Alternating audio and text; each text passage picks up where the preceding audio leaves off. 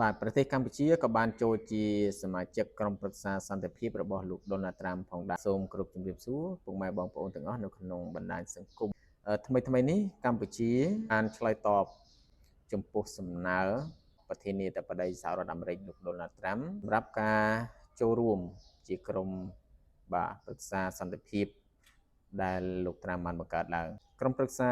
សន្តិភាពដែលលោកត្រាំបង្កើតឡើងនេះគឺដើម្បីដោះស្រាយនៅចំនួនបញ្ហាផ្សេងដែលកើតមាននៅលើពិភពលោកបាទដូចជាបញ្ហាចំនួនព្រំដែនកម្ពុជាថៃឯជាដើមហ្នឹងបាទនិងចំនួនផ្សេងទៀតដែលកំពុងតែកើតមានយ៉ាងច្រើននៅលើពិភពលោកយ៉ាងនេះបាទសម្រាប់មតិមួយចំនួនបានលើកឡើងថាបង្កើតក្រុមប្រឹក្សាសន្តិភាពរបស់លោកដូណាល់ត្រាំនេះវាធ្វើឲ្យប៉ះពាល់នឹងបាទថយឥទ្ធិពលរបស់អង្គការសហប្រជាជាតិ UN ហ្នឹងបាទដោយសារតែពីឆ្នាំ1945មកបាទគឺទូនាទីសំខាន់សម្រាប់ដោះស្រាយបញ្ហាផ្សេងនៅលើពិភពលោកនេះគឺអង្គការសហប្រជាជាតិជាអ្នកដើរតួនាទីសំខាន់បាទអង្គការសហប្រជាជាតិតាមព័ត៌មានមកថានឹងលែងដំណើរការនៅប្រហែលខែខាងមុខទៀតដោយសារតែអត់មានថវិកាសម្រាប់ធ្វើទ្រង់បាទកម្ពុជាចូលជាសមាជិកក្រុមប្រឹក្សាសន្តិភាពរបស់លោកដូណាល់ត្រាំនេះ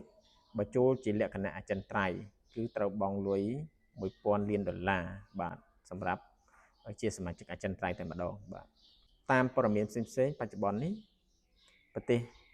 នានានៅលើពិភពលោកដែលមានលិខិតអញ្ជើញឲ្យចូលរួមរបស់លោកដូណាល់ត្រាំហ្នឹងមានប្រទេសខ្លះហ្នឹងមិនទាន់សម្រេចចិត្តថាចូលរួមទេបាទហើយប្រទេសខ្លះហ្នឹងក៏សម្រេចចិត្តថាចូលរួមបាទដោយសារតែប្រទេសខ្លះហ្នឹងមើលឃើញថាក្រុមប្រឹក្សាសន្តិភាពរបស់លោកដូណាល់ត្រាំនេះវាហាក់បង្កើតឡើងដើម្បីប្រកួតប្រជែងជាមួយនឹងអង្គការសហប្រជាជាតិបាទ